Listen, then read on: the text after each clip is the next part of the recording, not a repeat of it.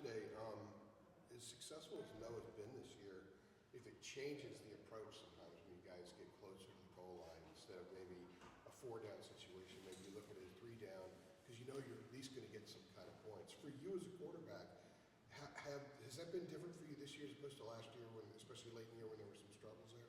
Oh, I think the great thing about Coach Brown, he loves going for it on fourth, and we're trying to get 7. We're trying to get 7 instead of 3. I think that's the main thing we preach in the offensive room is get touchdowns instead of having field goals. That's one of our stats we look at the end of the game and see if that's based on success throughout the game. I think 1 for 5. I was looking back at the Clemson game last year. Coach Brown showed this morning we were 1 for 5 in the red zone. That's kind of the story of the game. We struggled down there, and this past game we started off maybe 1 for 4, and then ended up turning out a little bit and go 4 for 9. I think was the end of it. So just find ways to. I think it is nice having a safety blanket with Noah. I know we're gonna get 3 out of it, and it's always nice having that. I think in the beginning of the year last year, I thought he was real good. So I think kicking is one of the toughest positions. Like you're saying, the mental health part of it, the ice and the kicker, they're expecting you to make it. If you don't make it, everybody hates you. So it's a tough job, and I think like you said, I think not a lot of times the kicker and the quarterback are probably 2 of the top positions in football with the most pressure. So I understand where he's coming from, and obviously his everybody's looking at him as like shooting a free throw. Really, it's just all eyes on you. So it's a little different, but at the same time, I'm just glad we got Noah, and he's been great for us this year. Staying on the red zone, there was when you guys had those series, I think it was 4 straight times you got in there and you ended up kicking field goals. How many of those calls were calls that you made in the last scrimmage where it was either a run pass? How many of them were designed? Because Omari didn't get a lot of touches, and I was curious maybe what you were seeing from them, or if it was just a direct call from Chip that you were going to not give him the ball, it was going to be something else. Yeah, the first time we got down there, it was given to Omarion, and the safety came off the edge and I pulled it.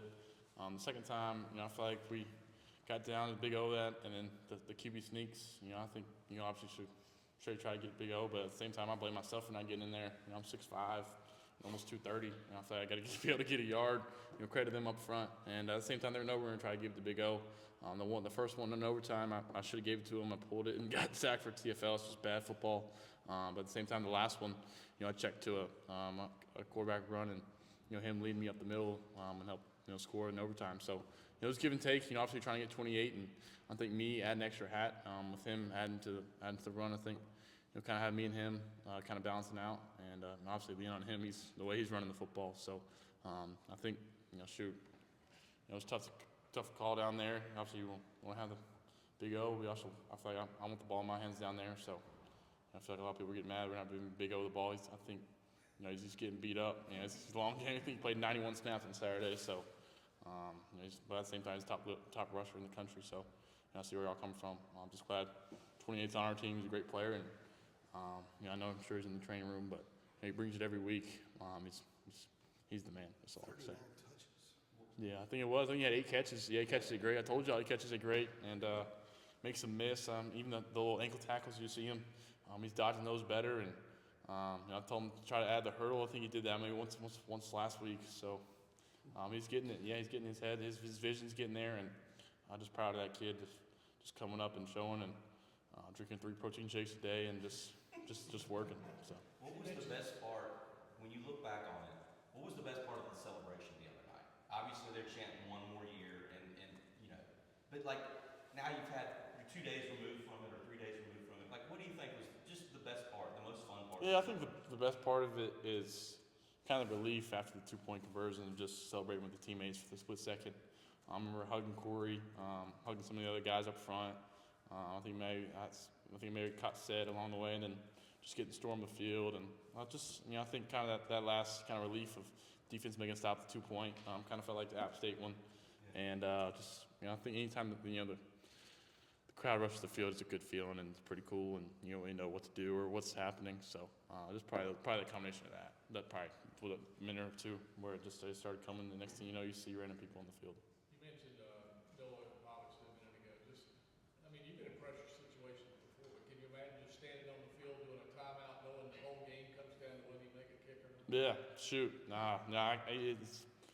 You can say that, similar pressure to what I'm at, but I don't think it's, to that magnitude. I think It's a tough job. The guys in the NFL, I think they make it look easier, but in college, you get more. I think it's even more pressure.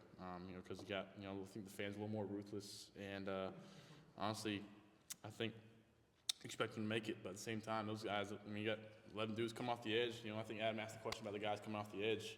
So I don't know how you don't see those guys. I feel like they're going to block it every time when I'm looking at it, and I can say the only pressure that maybe I can be in his shoes is when I'm playing Madden and you got the end of the game kick and you got to time it up where I'm playing my brother. But other than that, you got to time it up and press X twice to time up the field goal. Other than that, I couldn't imagine doing it in real life. So. You also mentioned that, and I know it's a figure of speech. Everybody would have hated him if he missed it. You wouldn't have hated him if he missed it. No, he's. I think he. What he's done, this year and even early last year, he's been, huge for us, and kind of having battle and Co win the job, and him still sticking with it and just fighting and showing up every day. And he's a great locker room guy. Not oftentimes you feel like the specialists are kind of the weirdos of the bunch and kind of the odd group. And Noah Burnett is, he's one of the guys, and I feel like a lot of specialists, our team, I feel like they're kind of part of the group and not just kind of the outsiders. One thing about the post game too that Adam was asking you about is, I mean, almost like you had to fight your way through. Yeah, try to. You never know what happens, but just try to enjoy it. I don't really know what to do. People just trying to take pictures. Yeah, exactly. No, it's college. That's part of it. I don't think you need security. Just enjoy it and try to catch some teammates. They're going through the same thing. They're in the awkward stage. So. I watched the replay of it. Jeremy was your security detail. Yeah, Jeremy got me through there. Yeah, to go to the stage. Yeah. He's challenging the rest Exactly. 1 week security detail. That's why he lost his voice. So. He's got some TV time lately. Yeah, Jeremy has. He deserves it. Yeah, a lot of unpublished business and work. So. Have you been to a game in Clemson before? I have. Yeah, I got recruited by Clemson. I went to a game there. They played State there one time, one afternoon, 3:30 game, I think. Clemson's one of the options I was thinking about out of high school. Coach Streeter was a quarterback coach then. And I was a big fan. Coach Sweeney obviously does a great job. So, just kind of things didn't play out, and I ended up committing to Alabama, and y'all know the story. So, ended up at the right spot. You know what the atmosphere is. Yeah, oh yeah, I know the atmosphere. They're a great football school, great football town, great college town. They're going to bring some noise and just great opportunity for us to go into a road environment. I love playing on the road. I think that's one of my favorite things. Going to a place where it's rowdy, and just looking forward to it.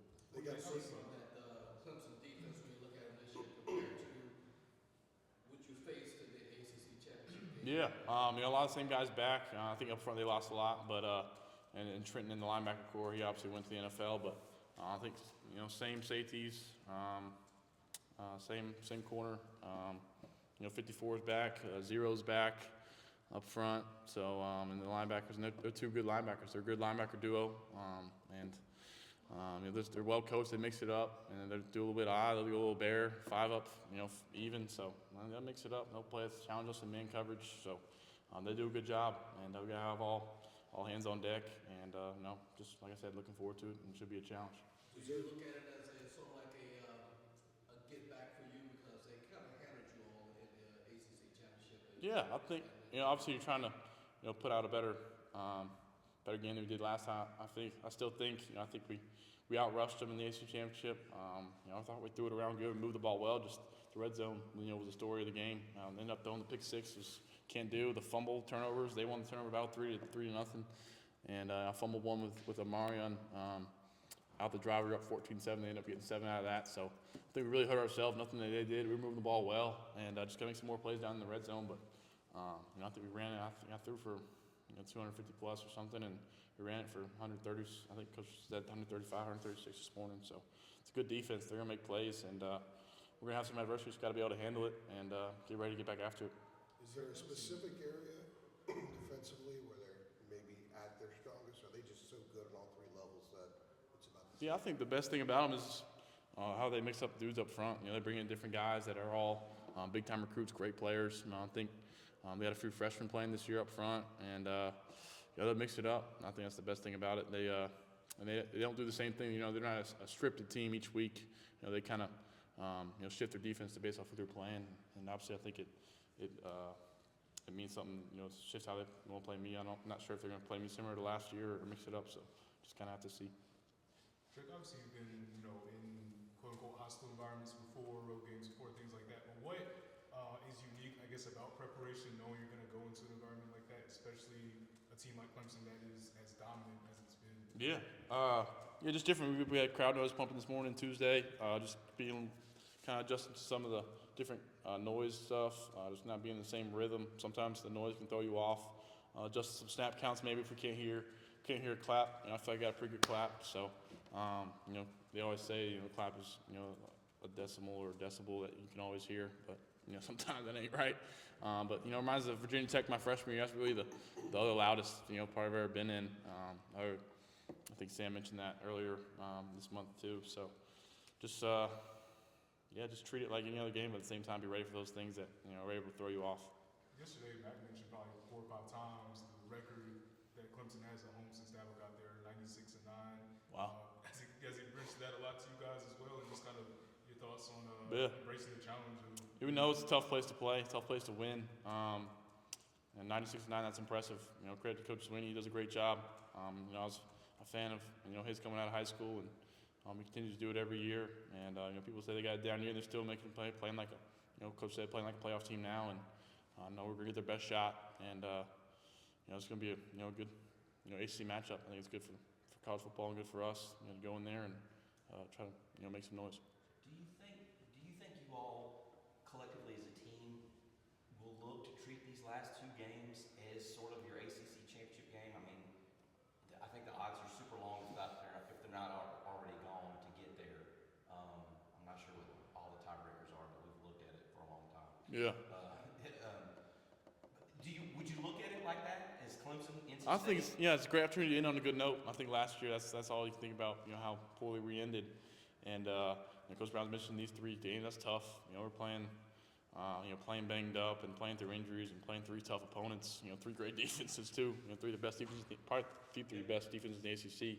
And go out there and continue to play. This is what you came here for. It's what I came here for. And Coach Brown was a little frustrated about the schedule when it came out, but hey. We have to see him sometime along the schedule, and why not line him up, 3 times in a row, and let's get after it. Snap the ball, and I feel like I like my guys. All right. What is when the season is over, you do have to make the NFL decision. Yeah. Like, what do you think that will look like for you in terms of? Will you talk to a lot of people? Will it just be you and your dad? Will you like? How do you think you will go about trying to just make the decision? I mean, I think did Luke go to the combine? Yeah, Luke tested the waters. Yeah, without an agent. Yeah, like, he did that. Out for some teams. His junior year. Yeah. Like, I mean, you can't really do that. Yeah, I know. But how do you think how do you think you'll go about the input to make the decision? Yeah, I think that's tough.